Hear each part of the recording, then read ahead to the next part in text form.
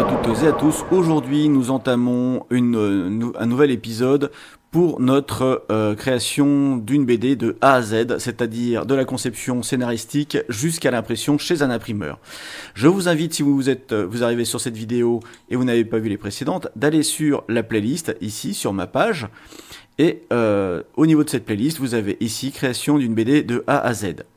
Pour tous ceux qui m'ont rejoint pour l'utilisation de Krita, en fait, je me suis arrêté ici pour aller sur une partie un peu plus dédiée à la BD, pour revenir ensuite sur Krita pour le travail des planches. Bien évidemment, il va y avoir après sous Krita l'animation, mais dans un premier temps, je vais aller vraiment à fond dans le processus de la création d'une BD.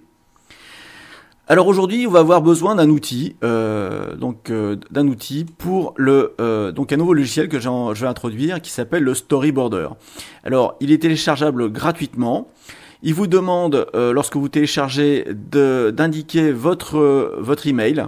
Mais moi, j'ai pu constater ceci. Lorsque je clique dessus, eh bien, je clique sur email me, voilà. Donc, je ne fais rien. Et généralement, au bout d'un moment, il y a la fenêtre de téléchargement qui apparaît. Alors, moi je l'ai déjà téléchargé et je l'ai ici en version Linux sur mon écran.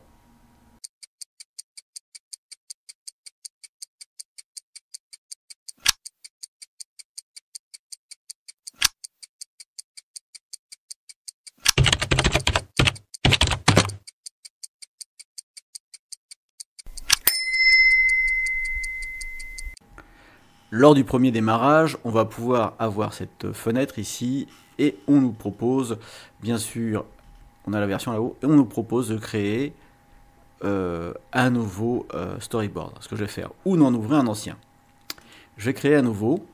Alors, à ce moment-là, il me met une fenêtre que je vous présente à l'écran ici lors d'un montage, puisqu'il est paru sur notre écran. Et je choisis bien sûr HD 16/9. On me demande ensuite ici de l'enregistrer quelque part. Donc ici dans Documents, par défaut, moi je vais le mettre dans Création BD et je vais le mettre dans Storyboard tout simplement. Donc ici je vais l'appeler, comme c'est sur la première scène, je vais l'appeler Acte 1 A1 S1. Et je vais avoir donc mon premier storyboard en A1 S1. Je crée et j'arrive sur cette interface. Alors ici, ce qui est intéressant, si comme moi vous avez un ordinateur qui a un processeur un peu vieux ou que voilà, ne fait pas tellement le boulot escompté, je vous propose d'aller dans Edit, Préférences. Alors souvent maintenant, l'onglet de Préférences est souvent dans Edit. Ça a été changé de position. Avant, il était plutôt vers la fin, vers Help, etc.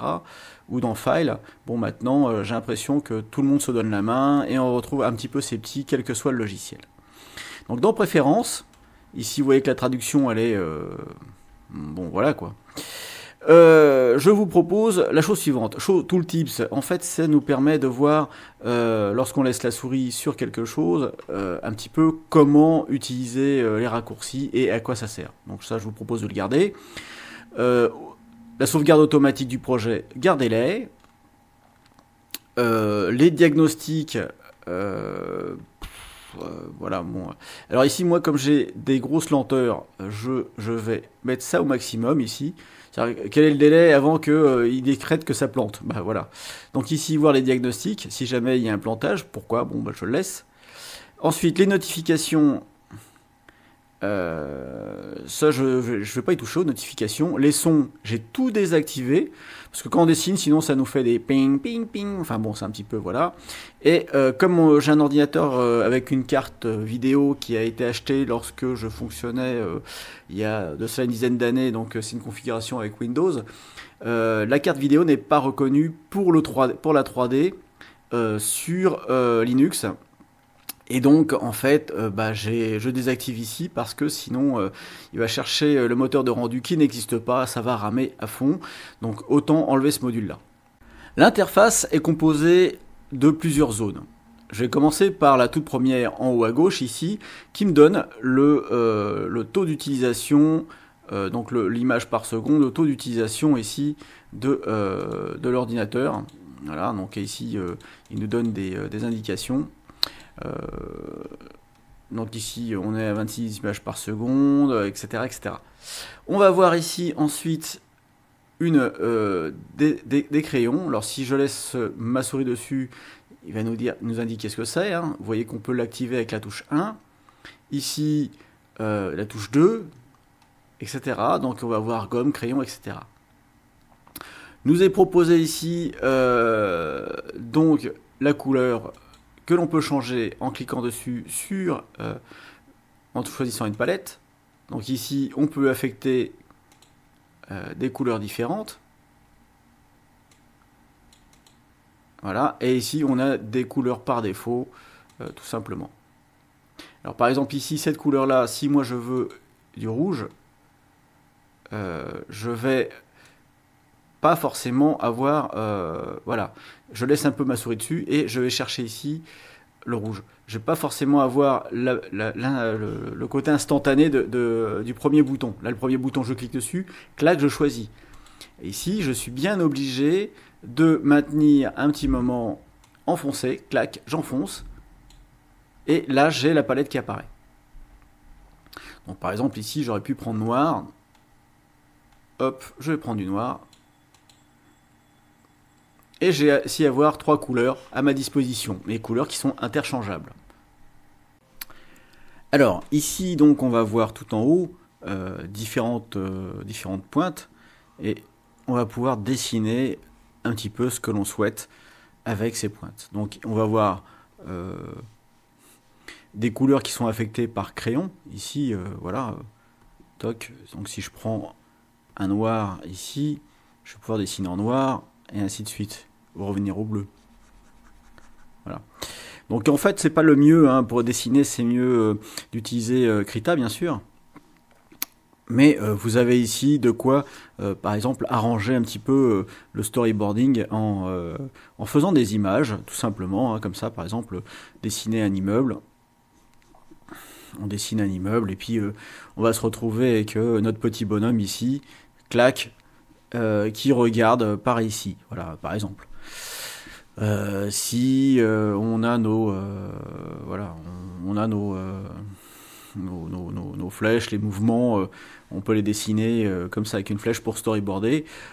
On a aussi possibilité de crayonner pour, par exemple, mettre le t-shirt vert ici, je ne sais pas. Et puis si vraiment il y a des vues, vous avez la gomme ici.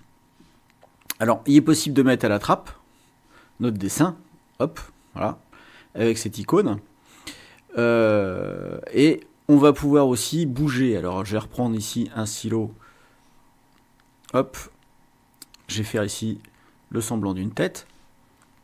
Et je peux bouger ici l'ensemble de la scène. C'est pas seulement le dessin, c'est l'ensemble de la scène. Ici, c'est pour agrandir ou rétrécir. Donc en allant vers la droite, on agrandit. Et en allant vers la gauche, on rétrécit. Voilà. Alors vous avez pu voir qu'il n'y a pas de crénelage, et oui, on est sur du vectoriel. On a maintenant ici l'outil lasso qui... alors, voilà, j'ai mon pointeur.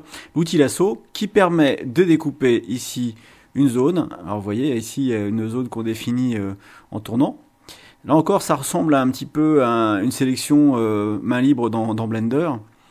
Et donc on peut déplacer ici une zone. Alors on peut la déplacer, mais il n'y a pas de déformation. Voilà, donc après je valide en appuyant sur la touche entrée et c'est bon. Alors j'ai ici pour défaire mon action ou refaire mon action.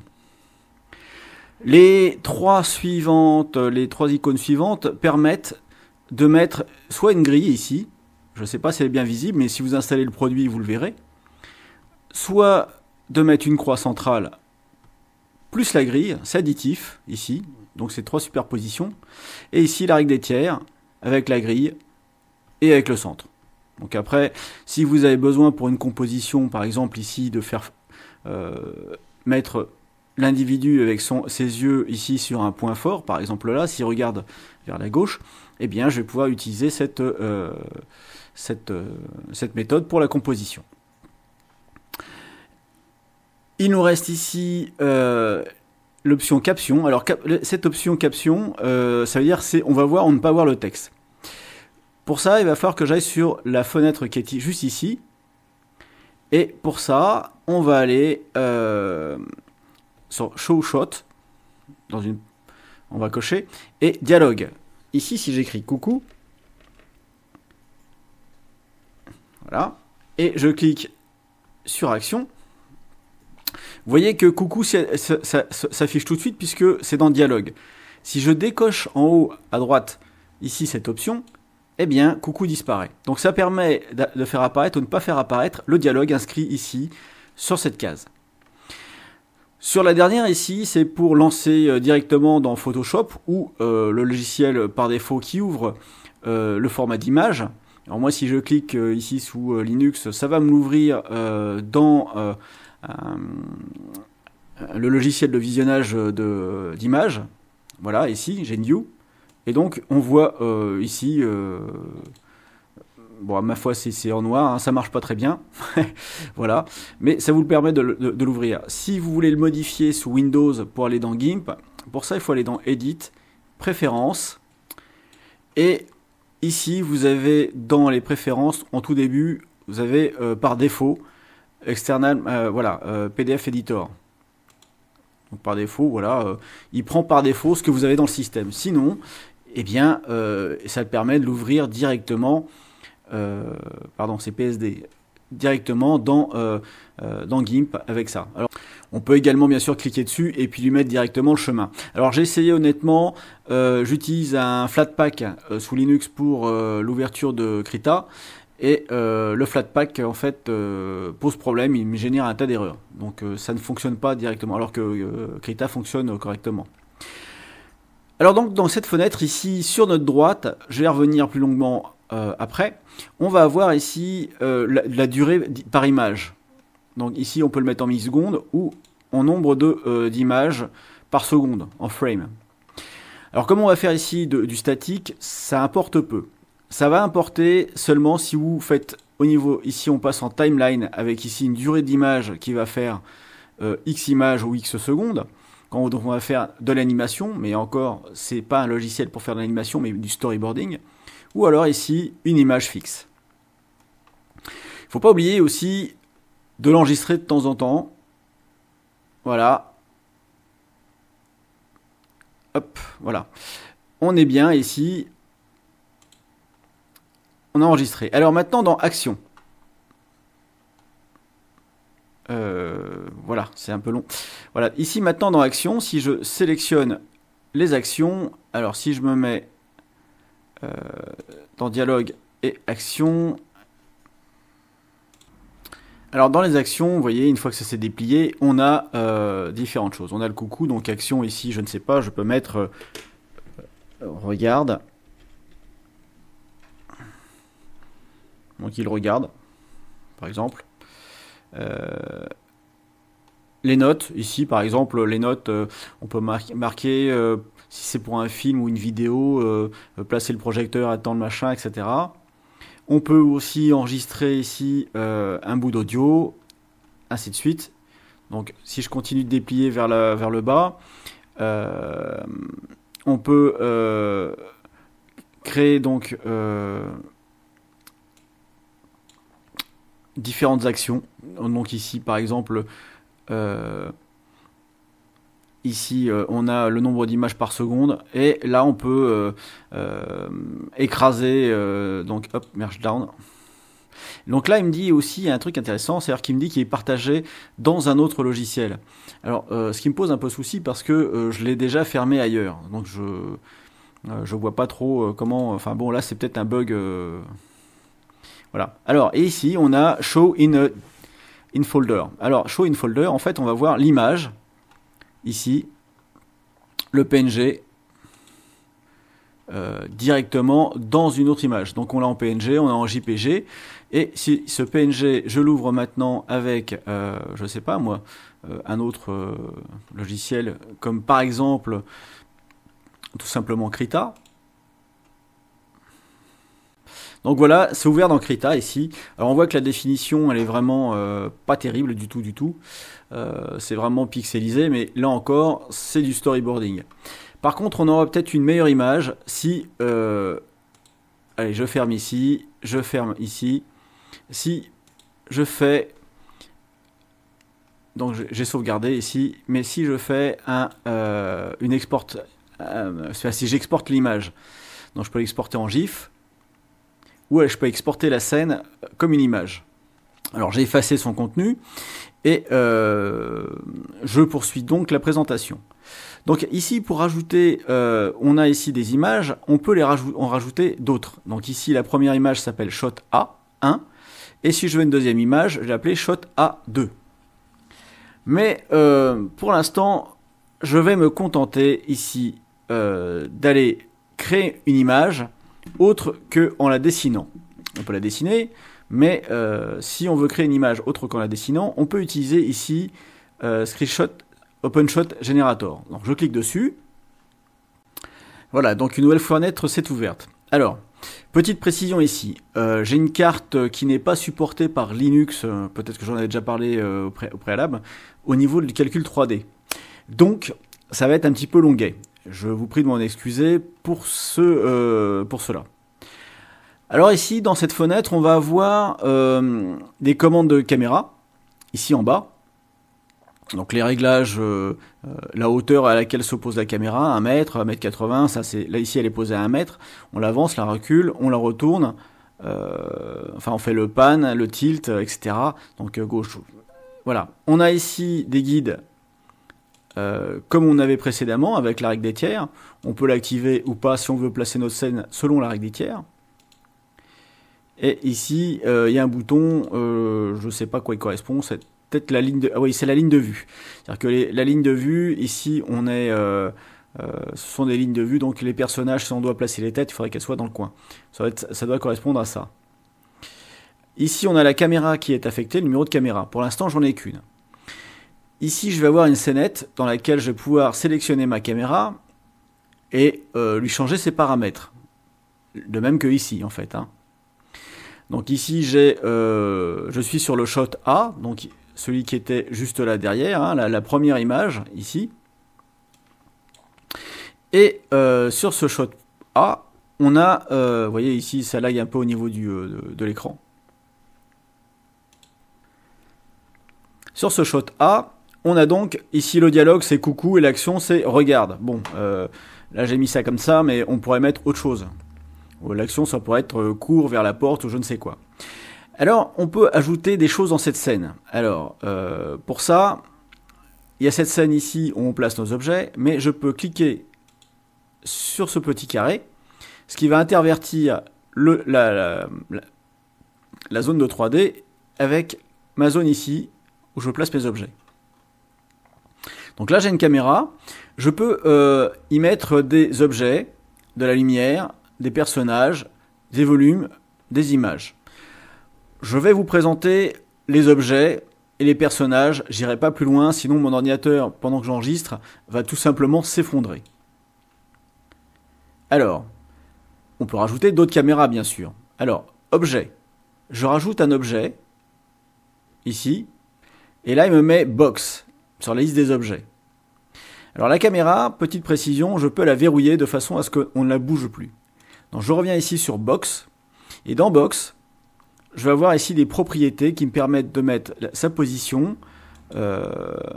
Donc ici, c'est la façon dont on la voit à l'écran.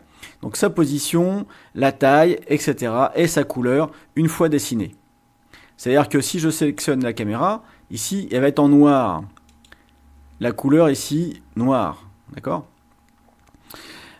Pour l'instant, c'est une caisse, c'est pas très intéressant. Ce que je peux faire, moi, c'est déjà la déplacer. Alors voilà, je la mets un peu plus loin, je la déplace et je la mets relativement ici, par exemple, sur la droite de mon image. Je la mets sur la droite de mon image, non pas ici qu'il faut regarder, mais là, sur cette partie en haut à gauche. Et maintenant, cette image, je vais la transformer. On a ici des bibliothèques, enfin oui, une bibliothèque de modèles. On peut avoir différentes choses. Pareil, hein, on peut chercher un modèle ici directement. Par exemple, si je veux une table, eh bien, je transforme mon objet en table. Voilà, c'est fait. Donc, vous voyez ici, on a la vue de dessus hein, avec la table, c'est le schéma. Et si maintenant je déroule ici ceci vers le bas, normalement, voilà, donc on a encore des arbres et autres. On peut faire des importations depuis Blender, mais on va pas le voir ici sur cette vidéo, ça serait un petit peu trop long. J'ai ma table, ici, parfait. Je peux l'orienter, la tourner, faire ce que je veux. Je peux rajouter un autre objet, si je veux rajouter maintenant un autre objet, ici, le transformer par exemple en chaise. Et cette chaise, je vais tout simplement la déplacer ici, voilà, juste derrière la table, et je vais la tourner pour qu'elle soit face à la table. Alors la table, je la verrouille, et je vais prendre ici mon objet, et là on a les rotations. Donc là il faut s'amuser un peu, parce qu'en fait l'axe X, Y, Z ne correspond pas du tout à ce qu'on connaît depuis la nuit des temps en mathématiques. Vous voyez ici, ça bascule vers l'arrière si je fais en X. Alors c'est curieux, donc je rappuie ici sur 0, hop, et ça revient à 0. Donc je vais essayer Z. Ah bah au hasard ça fonctionne, vous voyez. Et donc j'ai une rotation sur Z. J'ai ici donc ma deuxième boîte. Si je fais un clic droit dessus, il ne se passe rien, je ne peux pas dupliquer. Est-ce que si je fais un CTRL-C et un CTRL-V, ça fonctionne? Même pas. Donc en fait, il faut créer objet par objet, et donc comme ceci. Donc là, je vais avoir mon personnage à créer maintenant. Donc je verrouille ma chaise. Je vais créer un personnage. Donc je vais dans Character, ici, et il va m'en positionner un au milieu. Voilà, j'ai mon personnage qui est matérialisé ici par ce petit... avec le triangle qui pointe son regard. J'en profite tout de suite pour faire un edit. Open, je ne peux pas. Mais ça c'est un truc qui manque ici, c'est pouvoir sauvegarder la scène en cours. C'est un peu dommage. Alors, ce personnage, je vais ici maintenant le déplacer directement et le mettre là par rapport à ma chaise. Ok. Je vais rajouter une deuxième caméra. La caméra 2 qui est là, pour avoir un autre point de vue, ici. Et donc pour ça,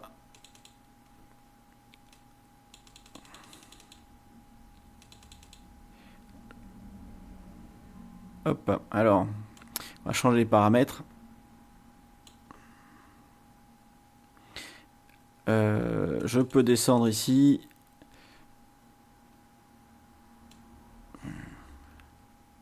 Est-ce qu'elle va suivre cette caméra?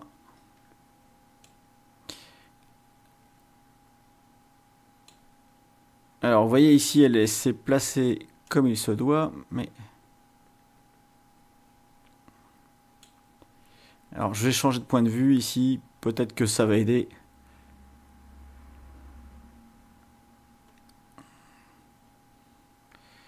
Ah, vous voyez, ça merdouille un petit peu. Donc je voulais la mettre là et la faire tourner. Hop. Voilà, ça a l'air de vouloir matcher. Voilà, ici.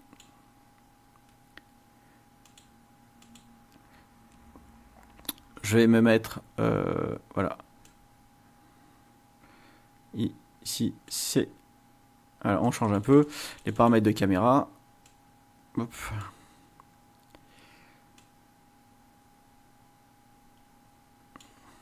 Donc ici, vous voyez, hein, ça change l'angle de vue. Ici, hop.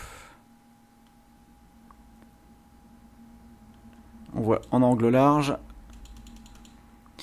Alors c'est pas facile. J'ai enregistré et j'ai modifié les paramètres de caméra, puis je reviens vers vous.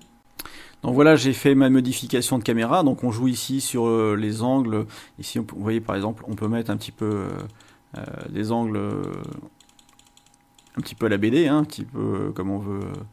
Voilà. Donc ici, si je suis à 0, voilà, hop, je suis bien droit. Et je fais une vue en contre-plongée, vous voyez ici. Si je passe en caméra 1, je suis vu de face ici. Et là, je peux déplacer pareil ma caméra. Hop, je déloque un petit peu et je vais me mettre ici.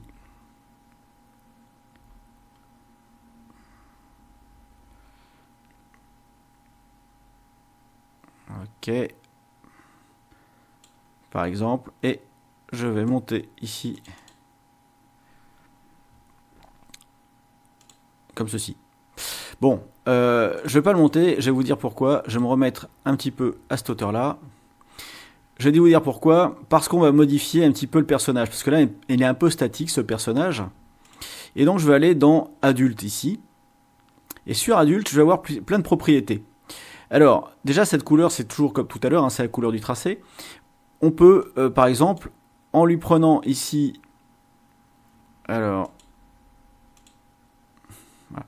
On peut lui prendre, par exemple, ici, les points de pliage, modifier ici la position du bonhomme, vous voyez, on peut essayer de l'asseoir, lui tendre une jambe, lui faire des rotations dans tous les sens, enfin on peut vraiment lui jouer avec la pose. Ceci dit, si vous voulez pas vous prendre la tête avec ça, on peut aller directement, donc changer ici la musculature, hein, lui donner plus de muscles à ce gars-là. On peut lui donner ici la forme d'une femme, d'un homme, d'un jeune homme, etc. Je continue de descendre, ici on va voir des poses.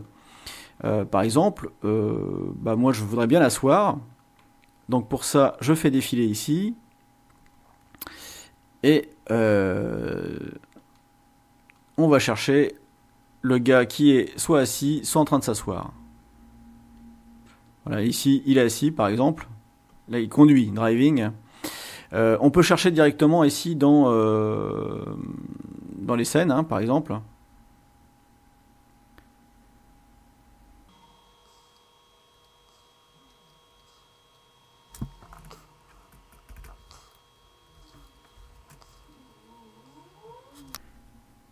Mais on peut aussi enregistrer ses propres... voilà, ici par exemple, il s'assoit et je peux ici enregistrer assis. Et je vais rajouter cette pause.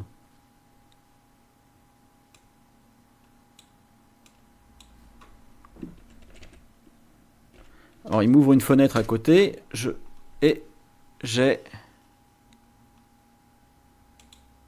Voilà, et je valide et je vais avoir ma pose assis. Mais vous avez ici des poses qui sont présélectionnées. Voilà. Donc ici avec la position, la main droite, etc. Mais vous avez sinon des positions. Voilà, par exemple, j'ai trouvé ici Reading a Magazine. Bon, ok.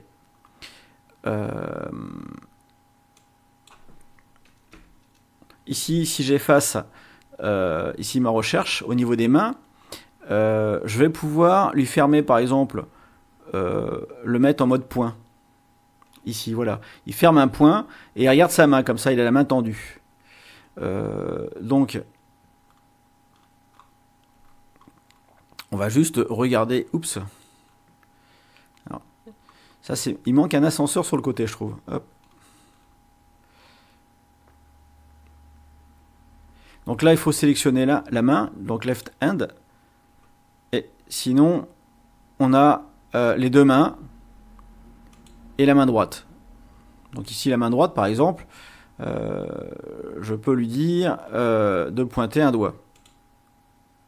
Voilà, donc là, il pointe un doigt, vous voyez, et il a une pause.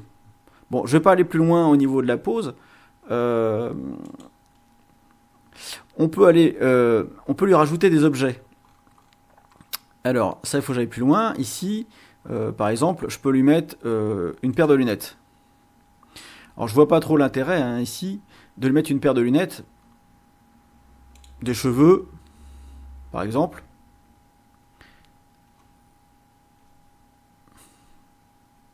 Ou c'est un masque ici. Bon allez, c'est un masque là. C'est pas des cheveux. Bon. Et si on va plus bas, on a ici la taille des lunettes, la taille des objets qu'on vient lui appliquer sur le visage. Et on peut supprimer ici tout simplement les objets qu'on vient lui coller. Voilà, donc moi j'ai resté comme ça parce que pour le dessin c'est pas mal. Donc ici j'ai une pose 1.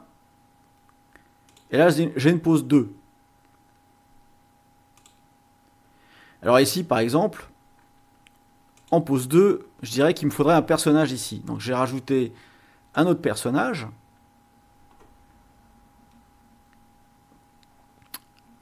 Le voilà. Et celui-ci,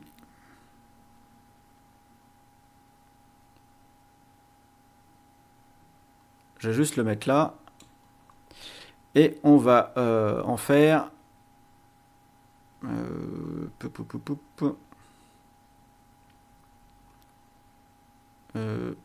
pardon, hop.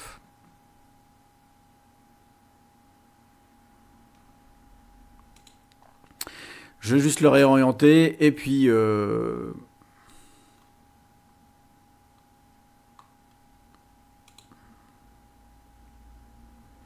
voilà, et juste la tourner un petit peu vers l'homme. Voilà, donc j'ai positionné, je vais avoir la caméra 1 ici et la caméra 2. Voilà. Donc ici je suis sur la caméra 2. Alors maintenant, ce qui m'intéresse c'est le Save to Board. Voilà. Je sauvegarde ici dans ma vue. Alors.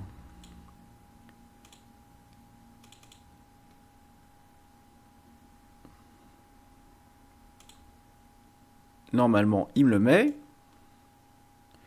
Voilà, donc je le vois ici, mais je ne le vois pas encore derrière. Alors ça, c'est bizarrement foutu. Voilà, je le vois ici.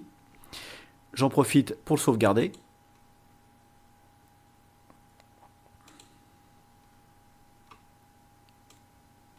Et je retourne ici sur ma scène. Et maintenant, je vais prendre la deuxième caméra, par exemple, pour la scène suivante. Toc.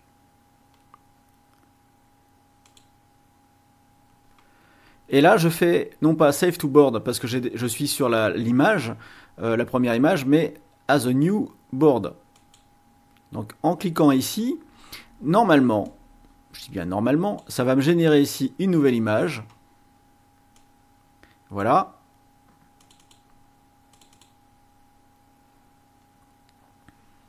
Et j'ai ma deuxième image.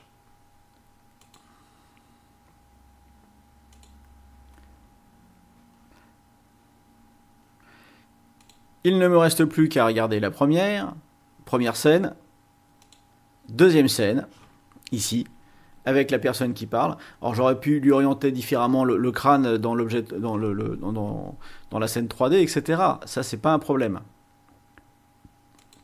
Voyons maintenant comment on va pouvoir exporter ça. On va exporter la scène comme des images. Alors j'enregistre toujours. Alors et je vais mettre en pause parce que comme mon ordinateur est lent et il enregistre la 3D, je vais attendre un peu. Alors je vais exporter maintenant cette première image. Alors on peut l'exporter en PDF. Donc en imprimant en PDF, en fait on va pouvoir avoir sur une feuille en PDF directement notre storyboard. Je ne vais pas utiliser ce logiciel pour ça. Parce qu'on peut aussi l'imprimer comme ça en feuille de travail, mais je vais exporter les scènes comme des images.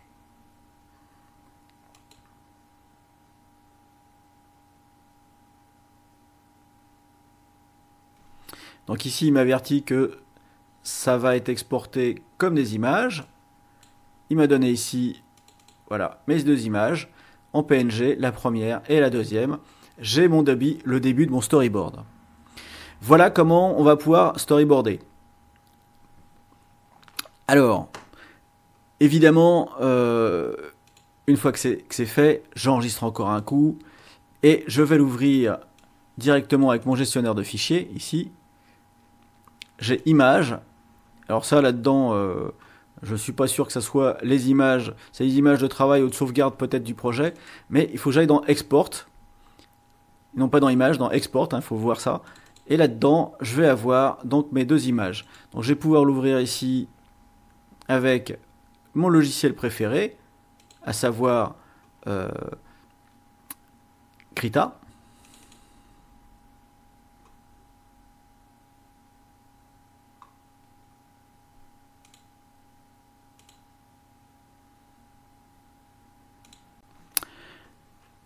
Voilà donc ouvert dans Krita, j'ai fermé le logiciel storyboarding pour l'instant et me voilà dans Krita. Et donc dans Krita, ici, maintenant que j'ai ce calque-là, j'ai donc un calque de travail sur lequel je peux, moi, maintenant, commencer à peindre ici, tout simplement, en dessinant, en me servant ici de mes images. Alors, hop, je vais me mettre en 6 dpi. Alors ici, vous voyez que la qualité n'est pas bonne, mais on va pouvoir commencer à dessiner les yeux ici de nos personnages.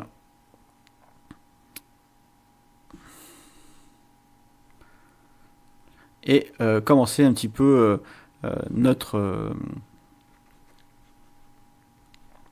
à dessiner nos personnages tels qu'on les a définis. C'est-à-dire qu'ici on a déjà les trames avec le reste du corps, les volumes, et on va pouvoir leur mettre un costume, je sais pas moi ici, rajouter... voilà, on va pouvoir dessiner, ça va être notre référence. Alors soit vous utilisez en image de référence, hein, soit vous le mettez directement derrière comme calque, et puis on redessine par-dessus, on peint par-dessus. Après ça va être à chacun sa sauce. Bon voilà, en fait c'est ça. Sauf que là, si je regarde cette image, elle est vraiment très très mauvaise qualité, si j'apprends telle quelle. Donc ça va pas être suffisant pour nous. Je vais fermer donc cette image, ici. Je n'enregistre pas, non.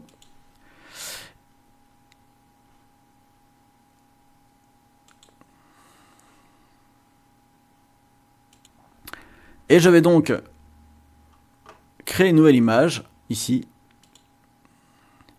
Et cette fois-ci, je vais la faire donc en grande hauteur et grande largeur, en 300 dpi minimum. Voilà. Alors je l'ai fait en couleur, on peut le faire en noir et blanc, il n'y a pas de problème avec ça. Et à ce moment-là, je vais tout simplement utiliser la fonction ici que l'on connaît maintenant, à savoir image de référence. Et dans les images de référence, eh bien, je vais juste ajouter, hop, ici, pardon, je vais juste ajouter maintenant les deux images qu'on avait. Voilà, donc je vais dans Export et pas image, faut pas que je me trompe. Et là, je prends la première image et vous voyez que j'ai mon image. Alors ici, vous voyez qu'elle est toute petite taille, cette image. Et ben, je vais juste l'agrandir pour la mettre suffisamment grande ici. Voilà. Alors j'ai pris un format qui est peut-être plus grand que le format de l'image. Et au niveau des couleurs, eh bien, la saturation, je vais désaturer complètement pour être en noir et blanc. Hop. Et je vais baisser ici l'opacité. Donc là sur la première image c'est mon fond, je vais le verrouiller et je vais pouvoir commencer maintenant à dessiner ici avec mon pinceau directement dans Krita et j'aurai ici mes poses, vous voyez. Donc en fait cette BD on va pouvoir la créer en ayant un mannequin qui va nous permettre directement de dessiner dans Krita en ayant une pose en utilisant la puissance de Krita tout en utilisant je dirais un logiciel qui nous permet de mettre tout de suite les poses si on n'est pas bon, si on n'a pas un copain qui est prêt à se mettre à quatre pattes pour simuler des choses. Et Donc on va se créer nos propres références au niveau des poses. Ce qui est très intéressant parce qu'en fait ça existe dans les logiciels payants avec la partie 3D qui n'est pas dans Krita et qui existe dans d'autres logiciels. Donc en fait Storyboard va pallier à cela. Storyboard plus Krita où on va pouvoir créer à l'infini nos propres univers. Et pour cela, en fait, je vais vous indiquer tout de suite après ça, dans un communiqué, les différentes chaînes que vous pouvez regarder et bien sûr mes remerciements aux personnes qui sont en train de participer au scriptage.